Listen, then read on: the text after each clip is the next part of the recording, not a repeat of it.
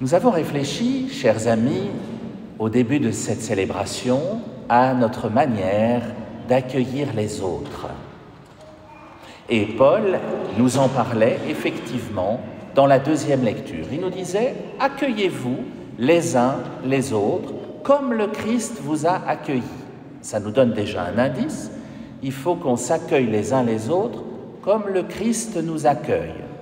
On place déjà la barre assez haut, parce que lui nous accueille de manière inconditionnelle. Il ne regarde pas notre couleur de peau, il ne regarde pas notre origine, il ne vérifie pas nos papiers d'identité, il ne nous demande même pas si nous sommes baptisés avant d'entrer dans ce lieu. Tout le monde a le droit de venir ici, la porte est ouverte toute la journée. Voilà comment le Christ nous accueille. J'aime mieux vous dire qu'on a déjà du boulot pour l'imiter. Accueillir chacune, chacun, de manière inconditionnelle. Nous, les chrétiens, nous sommes invités, et toi, Gianni, tu seras invité aussi, nous sommes invités à accueillir chacune, chacun, comme si c'était le Christ. Comme si la personne qui vient vers nous était Dieu en personne. Ça fait réfléchir,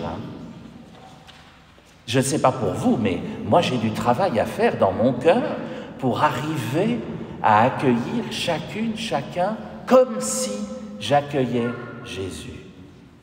Voilà ce que nous suggère Paul. Et puis, pour arriver à cela, parce que c'est impossible à vue humaine, mais pour arriver à cela, nous avons reçu des dons. Alors bien sûr, on a des charismes, chacune, chacun, on a des qualités et des défauts qui vont avec, mais on a aussi des dons. Ces dons, c'est la première lecture qui nous en parlait. Ce sont les dons de l'Esprit. Et c'est le prophète Isaïe qui en faisait la liste. Jadis, on les connaissait par cœur. J'espère que vous les connaissez encore par cœur, celles et ceux qui sont jeunes depuis plus longtemps que les autres dans l'Assemblée. Et pour les plus jeunes d'entre nous, on ne les sait pas forcément par cœur. Et puis peut-être qu'on n'était pas attentif pendant la première lecture que nous a lue Adèle. Alors je vous les redis, ces dons. La sagesse, le discernement, le conseil, qu'on peut utiliser pour les autres, bien sûr, la force,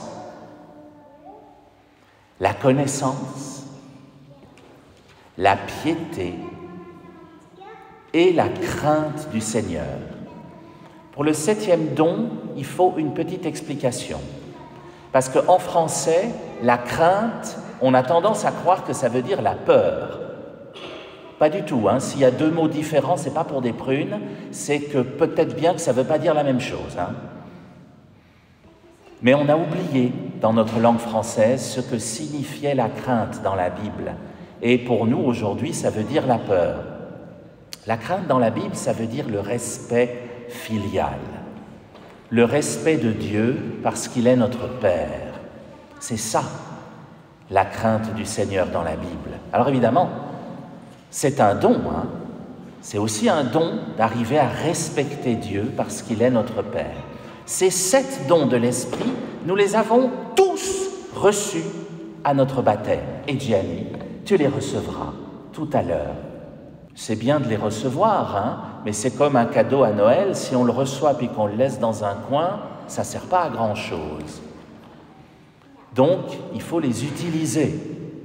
Et pour ça, il faut lire le mode d'emploi. C'est pour ça que nous confirmons notre baptême.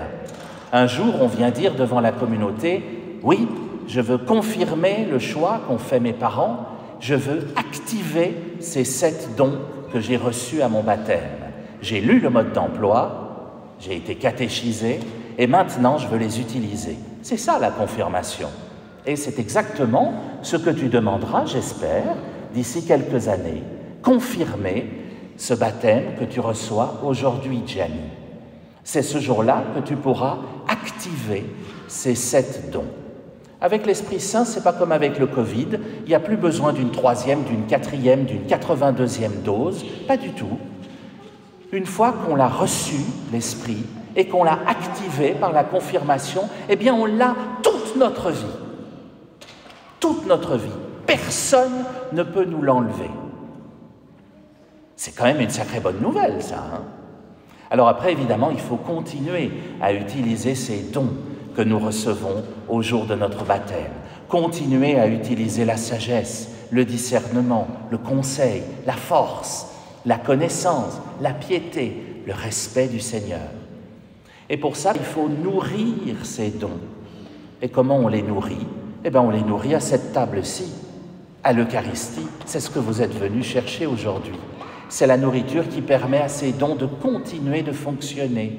Et c'est cela qui nous permet ensuite d'accueillir les autres, non seulement du mieux que nous le pouvons, mais à la manière du Christ, comme le suggérait Paul.